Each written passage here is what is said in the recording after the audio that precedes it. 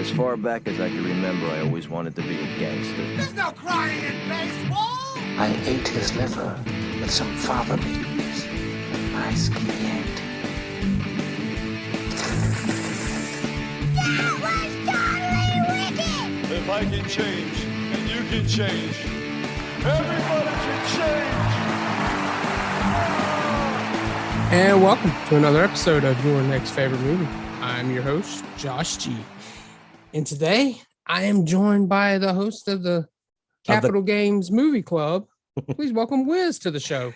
Hi, thanks for having me, Josh. I'm the Wiz. I'm Wiz from the Capital Games Movie Club. We do a movie club podcast every week, and we also do a games podcast. So, yeah, that's who I am. Thank you for having me.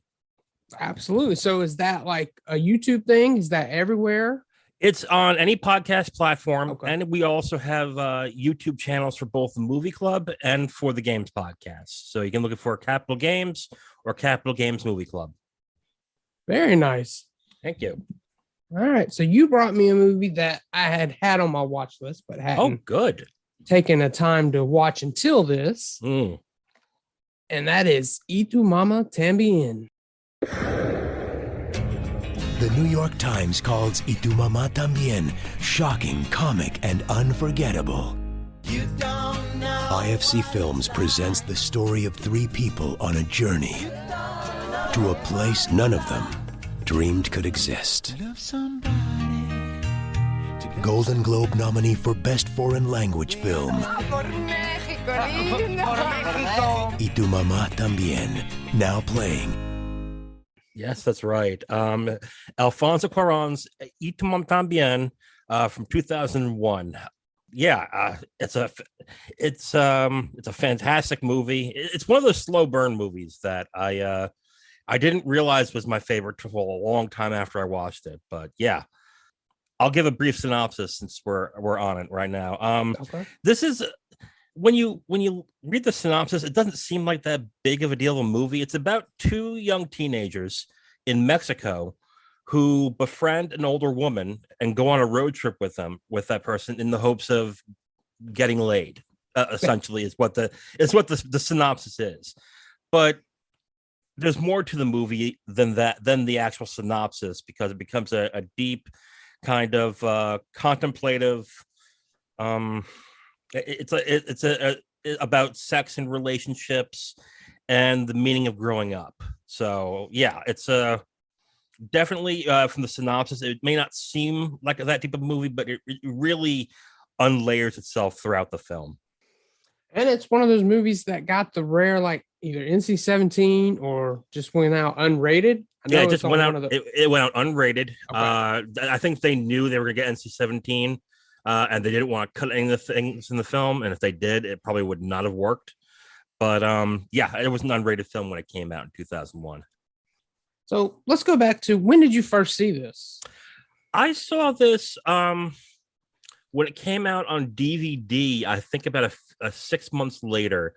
I had to convince my friend who was big into, he said he was into independent film, but what that meant really was really violent, stylistic, Tarantino-esque movies. And I had to convince him we should give this a shot. And with that, when we couldn't find the movie he wanted, and this movie only had one, I'm gonna live in a small town, so when it was in Blockbuster, it was available, but it was only one disc left because they only got one disc of that movie. We took a chance on it, and I admit, when I first saw it, I thought it was okay. I thought it was pretty good. It was to me, it was like a bog standard kind of sex drama. But the sex in the movie is me being, I was like 18, 19 at the time. The sex was what like blew me away. Like, oh my God, this is so damn graphic for what it is. I can't believe this. So that's what at first when I saw it, that's what I thought of it. I guess we'll get into when it became my favorite. I was going to say, you said it took a while to become your favorite. So talk about when it finally became, and what is it that makes it your favorite now? Like, what is it that keeps you coming back? So I've come back to watch this movie a couple of times. And each time that I watch it, I get something different. So about 10 years later, I watched it, and I was kind of surprised by how honest and how true it was about the two male leads relationship, and how basically it correctly showed exactly at that age how tenuous and how kind of I guess how unstable a male relationship is during their sexual primes. So I thought that with showing that portion of how real the relationship was struck me at first when I saw it, and then I saw it I think about 5 or 6 years later, and it was the woman. It was Louisa, the Maribel Verdot's role in the movie that struck me, with how honest it was about, I guess, how crushing life is and how it disappoints, and how when you get into a relationship and it doesn't work out the way you want it to be, and you feel, I guess, in a way used, and you try and gain some agency back in your life and in your love life through sex, and it just spoke true from that point on. And I kept thinking about it after that, and things I went through personally in my life, and it really spoke to me. It went from being like an odd curiosity to like one of my favorites, because it just spoke to me in different ways. Okay, awesome. So we talked about the synopsis, and like I said, we don't get deep into these movies because what I use these for is an introduction to get someone to go see it. Yes, sorry. You know, no, you're good. You're perfectly fine. I'm just saying we don't want to get any deeper. You did fine. Okay. Yeah. We just don't want to go any further. Oh no. Watch the movie. Right. Watch the movie. Exactly. Although this part can be a little tricky, and this one's specifically tricky because it does not set it up well. But had you gotten a sequel to this, what would you have liked to have seen? Okay, so if they would have made a sequel to it, I would have been like, that's a bad idea, to be fair. But if they did a sequel and they did it right, I mean, you would have to... Okay, I can't even spoil the movie. Okay, you would have to follow one of the boys after about 10 years later, like they did in the Before series, Before Sunset, Before Sunrise, and just see what their life is like and their love life is like after that point, and go from there. I think it's probably the best way you can make a sequel out of it.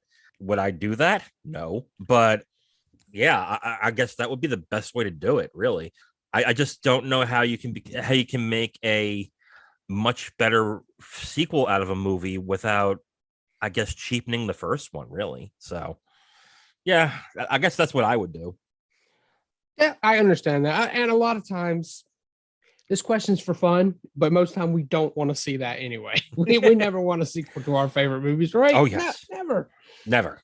Okay, so now the next part. And I don't know if you want to do it like maybe as an American remake. Oh, God. Or, I know that could be bad too. But, oh, boy. But however you want to take it, if this was to be remade today, well, one, I want to ask you, do you think it could be remade and released as is? And two, who would you put in some of these roles? Okay, so I got to be honest. I'm not really familiar with the young talent of Hollywood and of acting nowadays. So honestly, if this were to be remade, I would have to make probably some drastic changes to the movie itself. And then I would probably get more unknown actors than maybe some well-known actors. But what I would do first, if I was to remake this in America, Jesus, if I was to make an American remake of this movie, first off, I would gender bend the roles. So instead of it being about two horny guys trying to have sex with an older woman, I would have it about two. I thought about this a lot. I would specifically make a movie about two young girls in the 60s/70s who gained their sexual agency during the time when the pill came out.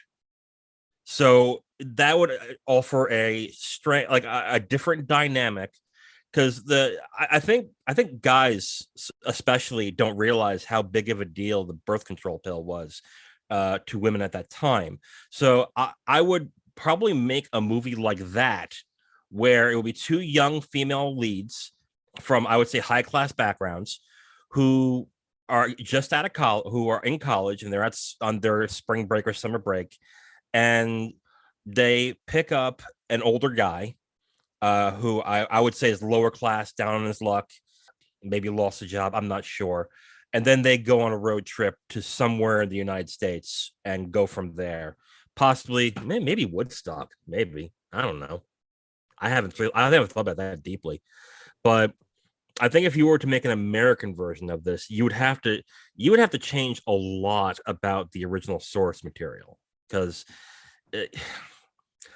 part of what the movie does so well is they take maybe not the most exciting visuals that you can see in a movie, but make them beautiful looking. Emmanuel Lubezki's cinematography does a great job of taking what you would just look at as like a hill or a roadway and make it look gorgeous and have its own character throughout the film. You would have to do that in the remake, and I just honestly I don't know how I would do it, to be completely honest, and who I would have as the lead roles, I'm not sure, to be completely honest, because I don't know much young talent, and you would have to change so much to do this right, almost to the point where it probably wouldn't be the movie. So yeah, I don't know. Okay. Would you have maybe a director in mind that would want to tackle this type of material? Oh, okay. Shit. You would have to have female writers and directors for this, because it would you wouldn't want this type of movie to have like a male gazy kind of, two women having sex with one man. It has to be totally, you know what I mean? Right. Yeah. So I completely agreed.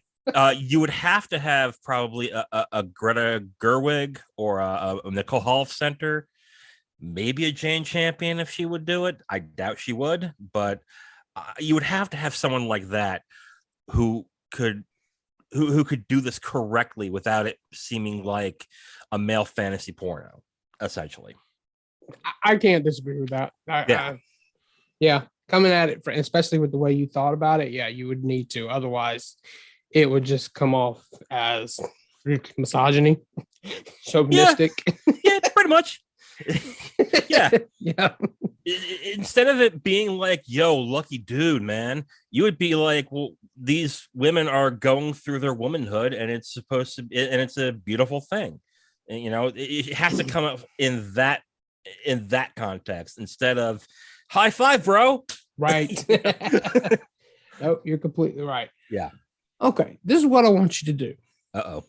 No, this is the good part. This is where I want you to make a final pitch to sell someone who hasn't seen Y Tu Mama Tambien to finally take that chance and seek it out, watch it. If they haven't seen it in a while, take a revisit. Oh, if you haven't, pitch. Okay, if you haven't seen it in a while and you felt the same way I did when I first saw it, I really would recommend seeing it again, because you will have fresh eyes. Especially if you saw it in my age when I was 18 and now I'm 39 right now, you would gain a real appreciation of how Cuaron did the characters and wrote the characters in this movie.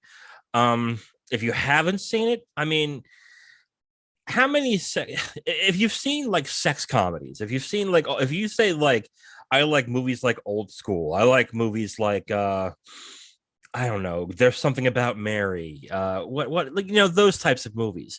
Why not take the chance on something that admittedly is funny at times, but will make you think in a different way about like sex, and there's some gross out scenes, at least in the movie, but that will make you think about sex in a deeper more meaningful way, and probably remind you of yourself along the way when you're watching. I would liken this maybe to Superbad in a certain way, because Superbad was a movie, though it's more of a comedy than anything. But Superbad, after I watched it, really reminded me of my friendship with a high school friend that I had. So maybe along those lines, like if you want to be reminded of maybe how your past was like, or maybe just to identify with somebody, like identify with a character in this. I mean, I would say go for it. I mean, this is a fantastic movie for that. And yes, there's subtitles, but come on, get over it. Really. Oh, no argument here. I watch the subtitle version over a dub any day. Oh yeah, absolutely. So, all right, Wiz, that's going to pretty much wrap this one up. Tell everybody where they can find you online, where they can find the show again. Give out all the good stuff.